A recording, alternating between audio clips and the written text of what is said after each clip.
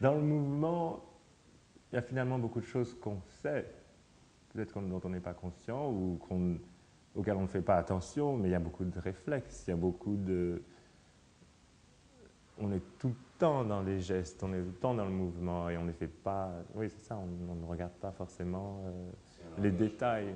Moi, je pensais à la langue des signes, ou bon, est-ce qu'il y a un langage de la danse ou, mais il y a des artistes qui sont occupés à créer même des musées de la danse en ce moment, donc clairement, c'est qu'il y a une place pour ce langage et qu'il doit figurer tout en tant que les autres. C'est intéressant aussi l'idée aussi de figurer, enfin le terme figurer, euh, comme occuper une place, mais aussi occuper un corps, donc aussi bien de manière abstraite que concrète. Parce qu'évidemment, d'une culture à l'autre, ça varie. Et aussi, on vécu d'un pays à l'autre, je vois que ce ne sont pas les mêmes. Et on peut quelquefois, même le signe, le langage des signes est différent d'un pays à l'autre. Donc moi, souvent, je pensais que ça pouvait être universel. Il y a peut-être un langage des signes universel.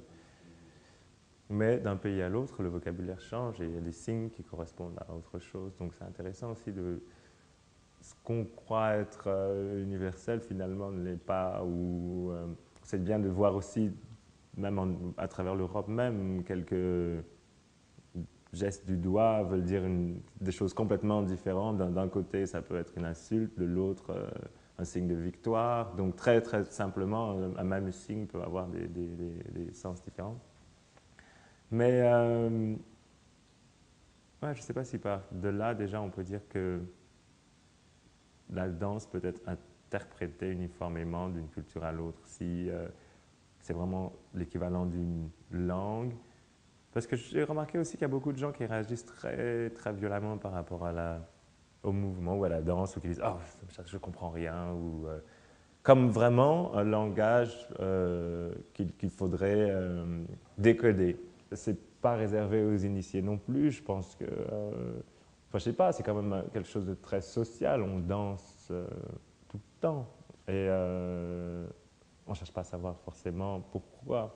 C'est une expression, et donc elle est peut-être aussi pas tout le temps contrôlée, et peut-être moins justement que le langage, parce que le langage a une structure qui des fois est tellement limitée. Donc peut-être qu'on a besoin du langage pour aller, de la danse pour aller justement au-delà du langage limité.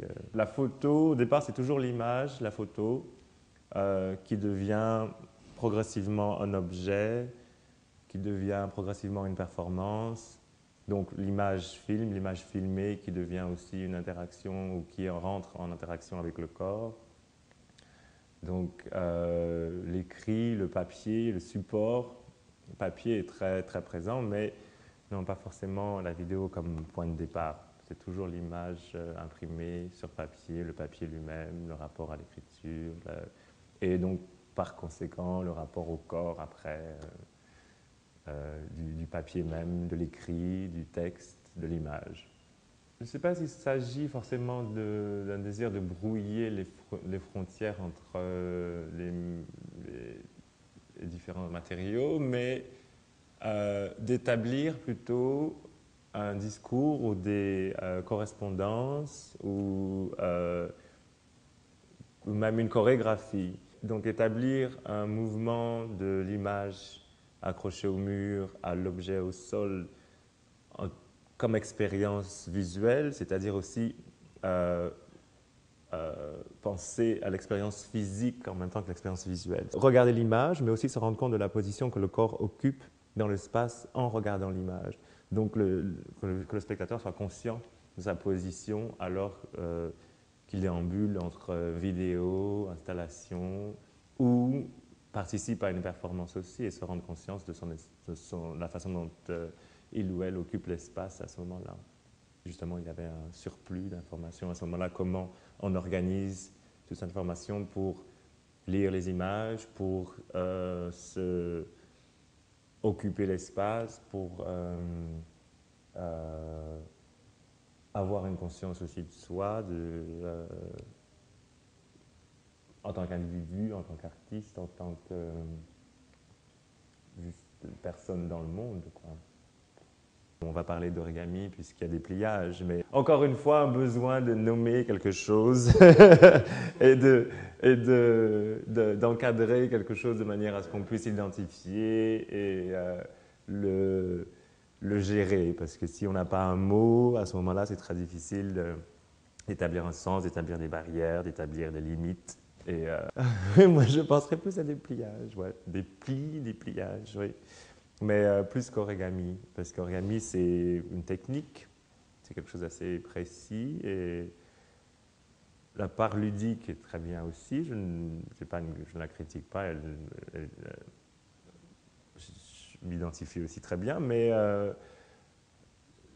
il y a quand même quelque chose presque de l'ordre du design et de la fonctionnalité dans l'origami, où la part du plaisir dans l'exécution m'intéresse plus, disons, que le côté fonctionnel, vous voyez, la fonctionnalité.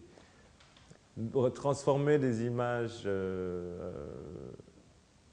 en objets, est-ce que c'est forcément, cette transition, c'est forcément faire de l'origami? Je pense pas. C'est peut-être plus ouais, penser à la capacité aux images de représenter et essayer de pallier un peu cette incapacité. C'est clair qu'il y a l'idée de faire des choses et de travailler, c'est pas forcément une recherche, c'est plutôt constamment répéter qu'on ne sait pas ou qu'il y a des, des doutes, des trous, des absences et à chaque fois souligner ces absences en fait. Alors que c'est très simple finalement, je crois qu'il y a beaucoup de gens aussi qui ont le désir de combler ce je ne sais pas ou de moins essayer de le combler.